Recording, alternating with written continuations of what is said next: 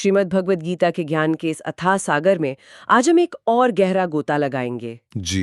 हमारा आज का विषय है अध्याय 3 कर्म योग। जी। पर इस चर्चा को आरंभ करने से पहले एक विचार मन में आता है। बताइए। आज के युग में हम कार्य जीवन संतुलन और व्यावसायिक तनाव जैसे शब्दों से घिरे हुए हैं। हम सब कर्म करते हैं और उस कर्म से अक्सर चिंता भी होती है, दबाव भी उत्पन्न होता है। हाँ, ये तो है। तो क्या ऐसा हो सकता है कि सहस्रों वर्ष प्राचीन इस ग्रंथ में हमारी इस आधुनिक दुविधा का समाधान छिपा हो? बहुत सुंदर प्रश्न है। आज हम यही जानने का प्रयास करेंगे कि कुरुक्षेत्र के मैदान में भगवान कृष्ण ने जो कर्म का रहस्य खोला वो हमारे जीवन को कैसे बदल सकता है। आपने बिल्कुल सही भूमिका बांधी है। अर्जुन की दुविधा सिर्फ एक योद्धा की दुविधा नहीं थी। वो हर उस मनुष्य की दुविधा है जो जीवन के कर्तव्यों और आध्यात्मिक शांति के बीच एक संतुलन खोजना चाहता है। बिल्कुल। अर्जुन भ्रमित थे। पिछले अध्याय में जब भगवान ने कहा कि ज्ञान श्रेष्ठ है, तो उन्हें लगा कि फिर ये युद्ध जैसा घोर कर्म क्यों? हाँ, ये तो स्वाभाविक है। तो अध्याय 3 इसी भ्रम की ग्रंथि को खोलता है और ये स्थापित करता है कि ज्ञान और कर्म विरोधी नहीं है, बल्कि एक दूसरे के पूरक हैं। तो चलिए सबसे मौलिक प्रश्न से ही आरंभ करते हैं। जी। कर्म करना आवश्यक ही क्यों है?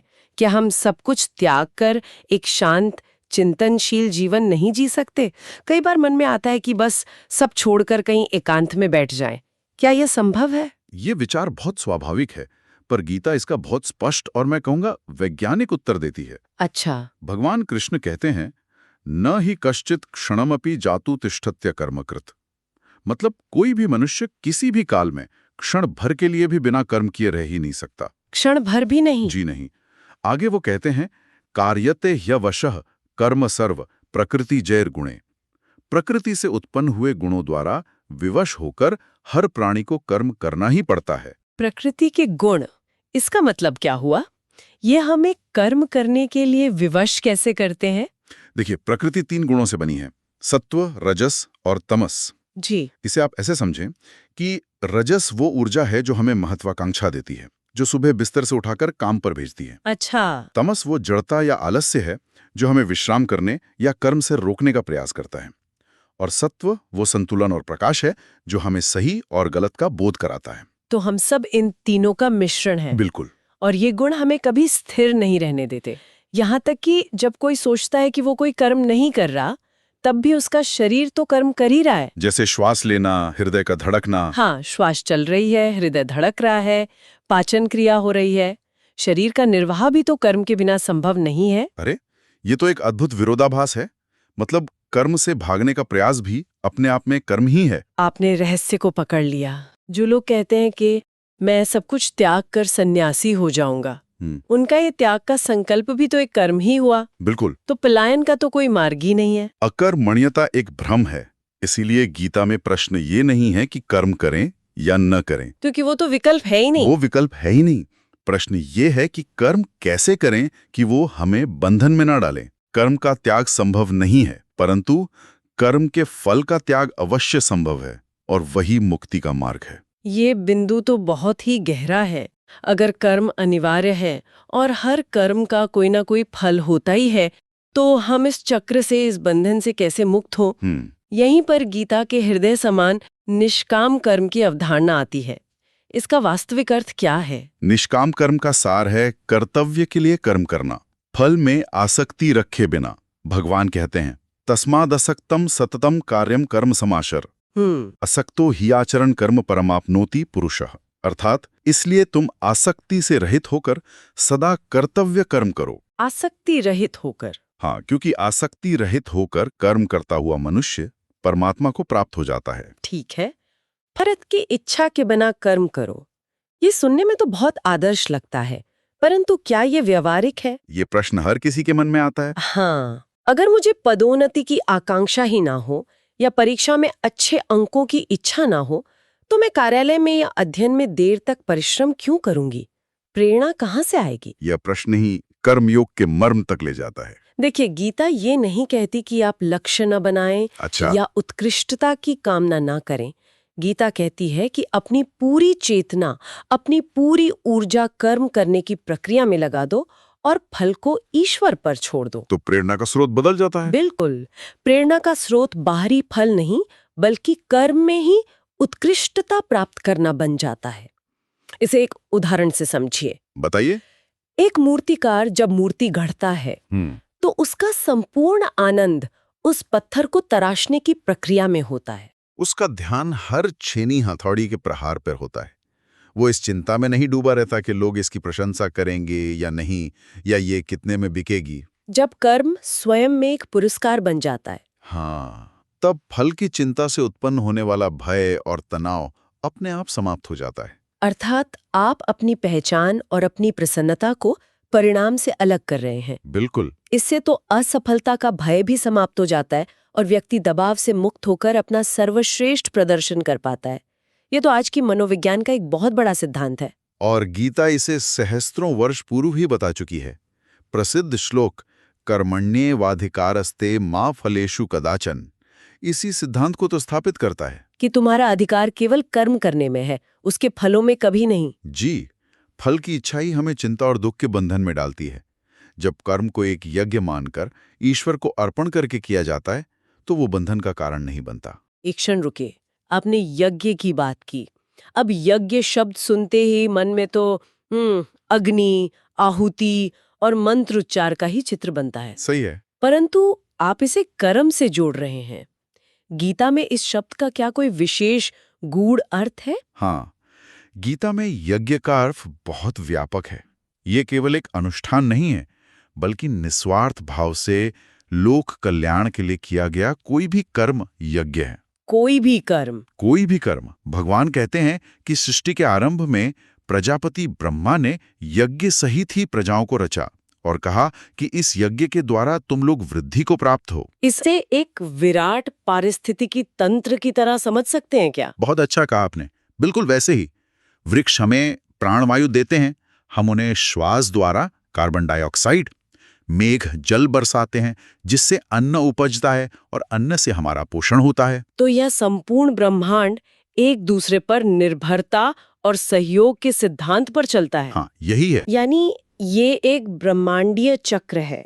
जब हम समाज या प्रकृति से कुछ लेते हैं तो अपने नियत कर्तव्य का निस्वार्थ भाव से पालन करके हम उस ऋण को चुकाते हैं। यही यज्ञ है। एक चिकित्सक रोगी का उपचार करके यज्ञ कर रहा है, एक शिक्षक छात्रों को ज्ञान देकर यज्ञ कर रहा है। यही संतुलन है, यही सामाजिक व्यवस्था का आधार है। और इसी संदर्भ में नेतृत्व का सिद्धांत भी बहुत महत्वपूर्ण हो जाता है। अच्छा, वो कैसे? गीता कहती है यद्यद् दाचरति श्रेष्ठस्तत्तदे वेतरो जना। अर्थात श्रेष्ठ पुरुष जैसा आचरण करते हैं तत्तदे वेतरो जना, सामान्य जन भी वैसा ही करते हैं। सयत प्रमाणम कुरुते लोकस तदनुवर्तते। वे जो आदर्श स्थापित करते हैं संसार उसी का अनुसरण करता है। तो एक नेता या किसी भी प्रतिष्ठित पद पर बैठे व्यक्ति का यह परम कर्तव्य है कि वो निष्काम भाव से कर्म करके एक आदर्श प्रस्तुत करें। हाँ, ताकि लोक व्यवस्था बनी रहे। ये बात तो बहुत गहरी है, परंतु कई बार इसकी विपरीत भी देखने को मिलता है। कुछ लोग कर्मों को बोझ समझकर या आध्यात्मिकता के नाम पर उनका बाहरी रूप से तो त्याग कर देते हैं, लेकिन उनका मन निरंतर उन्हीं विषयों का चिंतन करता रहता है। ऐसे आचरण के विषय में गीता क्या कहती है? गीता इसे स्पष्ट रूप से मिथ्याचार कहती है। मिथ्याचार यानी पाखंड। जी, पाखंड। श्लोक में कहा गया है कर्मेंद्रियाणि संयम्य य आस्ते मनसा स्मरन् इंद्रियार्थान विमूढ़ात्मा मिथ्याचार स उच्यते। इसका अर्थ क्या हुआ? जो मनुष्य हठपूर्वक कर्मेंद्रियों को तो ऊपर से रोक लेता है पर मन से उन इंद्रियों के विषयों का चिंतन करता रहता है, वो मूढ़ बुद्धि मिथ्याचारी कहलाता है। तो सच्चा त्याग बाहरी आडंबर नहीं है। कर्मों को केवल छोड़ देना सच्चा त्याग नहीं है। बिल्कुल नहीं। सच्चा त्याग कर्मों का त्याग नहीं, बल्कि कर्मों में मैं करता हूँ इस अहंकार का त्याग है। और फल की आसक्ति का त्याग। हाँ, और फल की आसक्ति का त्याग है। जब तक मन शुद्ध नहीं होता, इंद्रियां वश में नहीं होती, तब तक केवल कर्मों का बाहरी त्याग व्यर्थ है। चलिए अब इस पूरी चर्चा को आज के जीवन की कसौटी पर कसते हैं। जी बिल्कुल। ये सब गहन दर्शन हमारे दैनिक जीवन में, हमारे कार्यालयों में, हमारे परिवारों में किस प्रकार उतारा जा सकता है? कर्मयोग आज भी उतना ही, बल्कि मैं कहूँगा शायद पहले से कहीं अधिक प्रासंगिक है। अपने कार्यस्थल का उदाहरण लेते हैं। हाँ।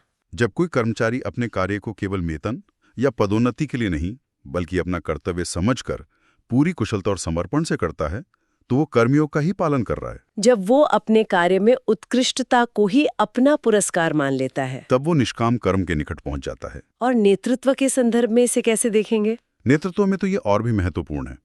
एक प्रबंधक या नेता जब अपनी टीम की सफलता को अपनी व्यक्तिगत सफलता से ऊपर रखता है, जब वो श्रेय की इच्छा के बिना कार्य करता है और असफलता का उत्तरदायित्व स्वयं स्वीकार करता है, तो वो एक कर्मयोगी नेता का आदर्श प्रस्तुत करता है। ऐसा नेता अपनी टीम को केवल आदेश नहीं देता बल्कि प्रेरित करता है। बिल्कुल, और एक सकारात्मक कार्य संस्कृति का निर्माण करता है जहां हर कोई अपना सर्वश्रेष्ठ देना चाहता है। और हमारे व्यक्तिगत जीवन में, जैसे पारिवारिक संबंधों में, पारिवारिक और सामाजिक दायित्वों का निर्वाह बिना किसी अपेक्षा के केवल प्रेम और कर्तव्य की भावना से करना, यही तो व्यवहारिक कर्मयोग है। इसका कोई उदाहरण देंगे? जब एक माता पिता अपनी संतान का पालन पोषण इस अपेक्षा से नहीं करते कि बुढ़ापे में वो उनकी सेवा करेगी, बल्कि केवल अपने कर्तव्य और वात्सल्य के कारण करते हैं, तो वो कर्मयोग है। हाँ, ये तो है। जब हम ये अपेक्षा करना छोड़ देते हैं कि हमारे किए गए कार्यों के बदले में हमें प्रशंसा या सम्मान मिलना ही चाहिए, तो हम अनेक निराशाओं और मानसिक क्लेश से बच जाते हैं। और ये हमें आंतरिक शांति और स्थिरता प्रदान करता है। हाँ, कर्मयोग हमें सिखाता है कि अपने हर छोटे बड़े कर्म को एक पूजा कैसे बनाया जाए। तो आज की इस विस्तृत चर्चा का सार ये है कि जीवन से पलायन या कर्मों का त्याग कोई समाधान नहीं है। कर्म तो जीवन का अभिन्न अंग है, वो अनिवार्य है। महत्वपूर्ण ये नहीं है कि हम क्या कर रहे हैं, बल्कि ये है कि हम उसे किस भावना से कर रहे हैं। भावना ही सब कुछ है। जब कर्तव्य को फल की चिंता किए बिना आसक्ति से रहित होकर एक यज्ञ के रूप में किया जाता है, तो वही कर्म बंधन न बनकर स्वयं ही मुक्ति का मार्ग बन जाता है। आपने बिल्कुल सही निष्कर्ष निकाला है। और अंत में श्रोताओं के मन में एक विचार बीज के रूप में छोड़ना चाहूंगा, जो गीता के इसी अध्याय से आता है। जी अवश्य। भगवान कृष्ण कहते हैं, श्रेयान स्वधर्मो विगुणा परधर्मात् स्वनुष्ठितात्। स्वधर्मे निधनम श्रेया परधर्मो भयावह। अर्थात अच्छी प्रकार से आचरण में लाए हुए दूसरे के धर्म से गुण रहित भी अपना धर्म श्रेष्ठ है। अपने धर्म में तो मरना भी कल्याणकारक है और दूसरे का धर्म भय देने वाला है। स्वधर्म। हाँ, स्वधर्म। हर व्यक्ति को यह विचार करना चाहिए कि उसका स्वधर्म या नियत कर्तव्य क्या है, एक विद्यार्थी के रूप में, एक माता या पिता के रूप में, एक कर्मचारी या नागरिक के रूप में। और क्या वो उसे पूरी निष्ठा और अनासक्ति से निभा रहा है? बिल्कुल, क्योंकि अपने स्वाभाविक कर्म को करते हुए ही व्यक्ति परम सिद्धि को प्राप्त करता है।